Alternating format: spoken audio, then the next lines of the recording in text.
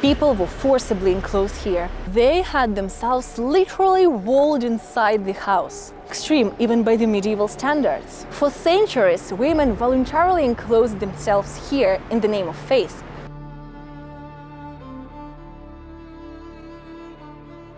If you are standing here on Ponte alle Grazie, watching Arno flowing quietly beneath us, it is hard to imagine that once this place hosted one of the most radical spiritual experiments in Florentine history.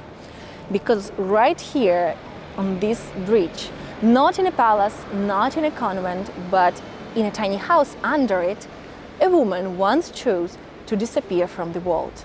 And by doing so, she gave Florence one of its most fascinating places, Le Murate.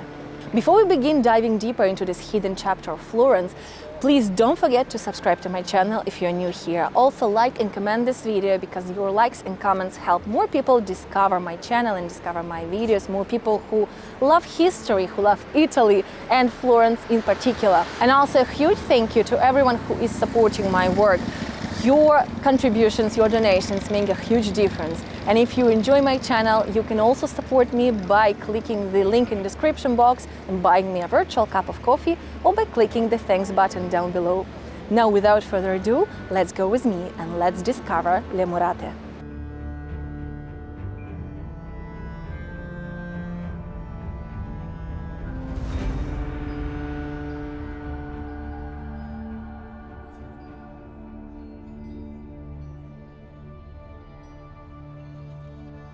The name Le Murate comes from the Italian verb murare, to wall in. And no, it's not a metaphor.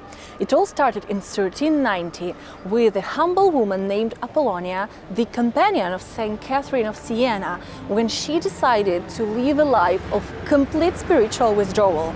And back then, she built herself a tiny wooden house near the second pillar of Ponte al Rubaconte, known today as Ponte alle Grazie, the one behind my back. At first, she lived there alone, then she welcomed Sister Agatha and her young niece, and together they made a choice that was extreme even by the medieval standards. They had themselves literally walled inside the house. No doors, no exits. They survived on alms left by passerby. But Florence watched and Florence talked. And by the early 1400s, other women followed their example, occupying other spaces around the bridge, on and under the bridge. And this community, strange but no doubt religious community of women, became known as simply Le Murate, the walled-in women.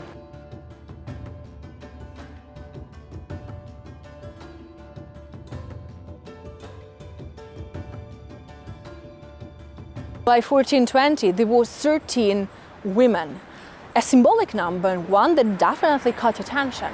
When Pope Martin V passed through Florence, he was so struck by their sacrifice and courage that he granted them plenary indulgence. At that point, they were no longer just strange holy women under a bridge. They were a community of women who were deeply respected in Florence.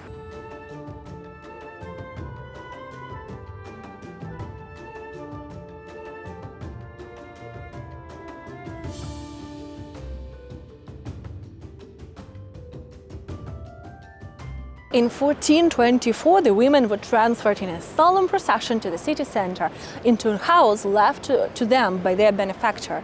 And under their founding father, the Benedictine monk, they became a monastery. He introduced the Benedictine rule for them, approved by the Pope, and the women adopted the black habit instead of the white clothes that they were wearing under the bridge. It was a symbolic shift, from this radical isolation and into structured religious life.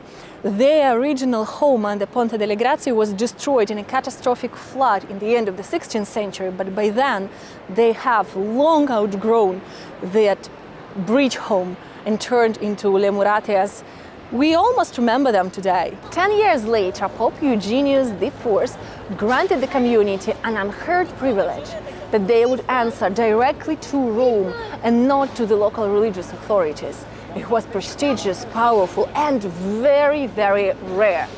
More land followed, donated by the Florentine families who supported them, and then more gardens and neighboring houses, and then came the big names. Among the Murate's benefactors were Leonora da Toledo, Cosimo I, and the Medici Pope Leo X. In 1471, Lorenzo il Magnifico himself rebuilt the monastery, funded major restoration after devastating fire. The major artworks were also commissioned, including some by Ghirlandaio.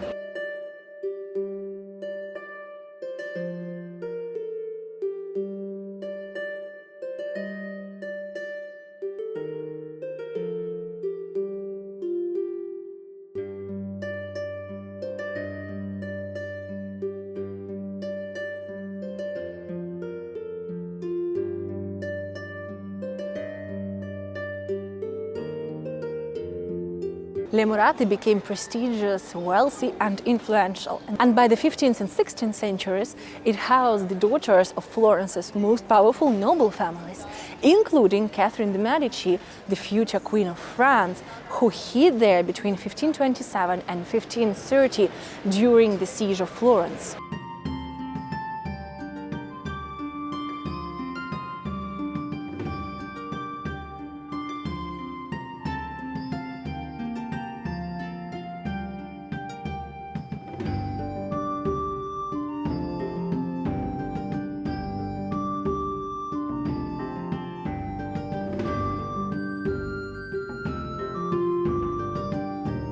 All those women came there in search of temporary help or retreat or even in search of monastic life, and there was another Catherine, Caterina Sforza, who left her mark there.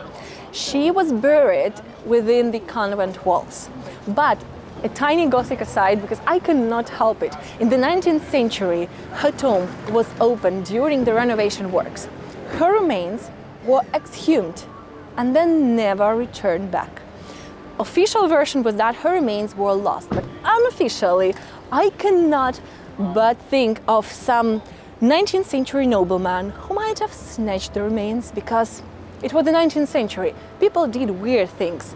And maybe, probably, there is some family, even now, who quietly conserves the remains of Caterina Sforza at home. Why not?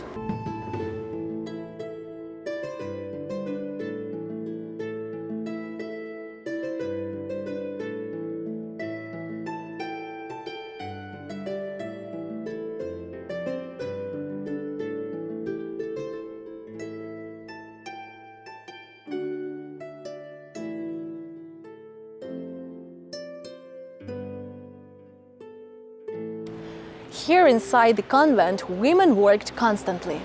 Among their most famous works were the extraordinarily fine embroideries made using gold and silver threads on silk. These works became so sought after that they brought Le Murate even more fame and criticism.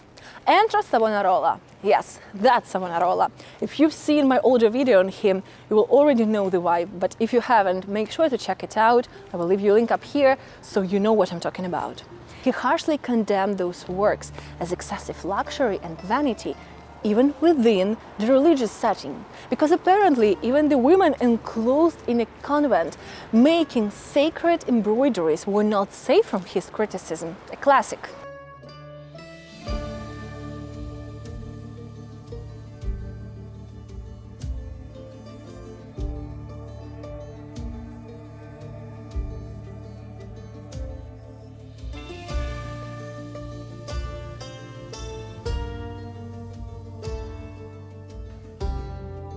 In 1817, everything ended.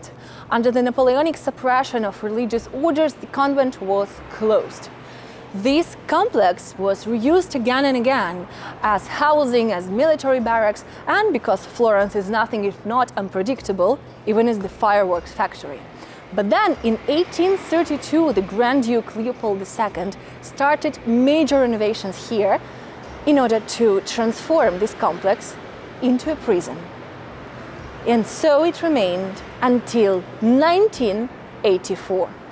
For centuries, women voluntarily enclosed themselves here in the name of faith. And then, for more than a century, people were forcibly enclosed here in the name of justice. Same walls, very different purpose.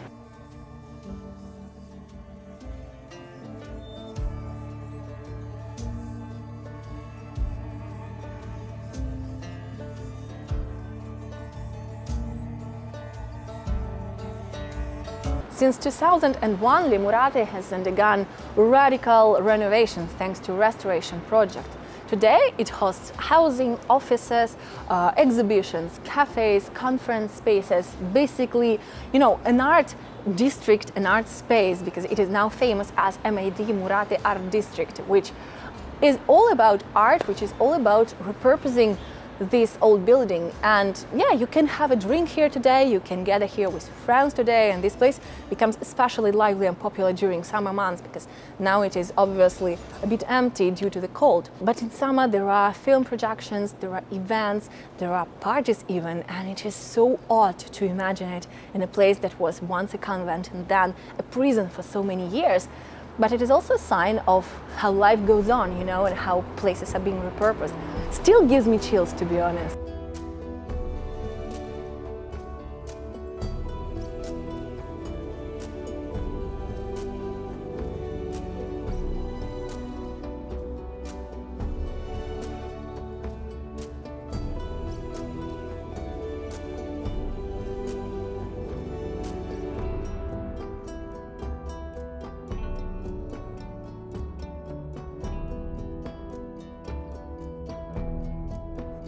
You can even visit the former prison cells here, and I feel like it is a perfect conclusion.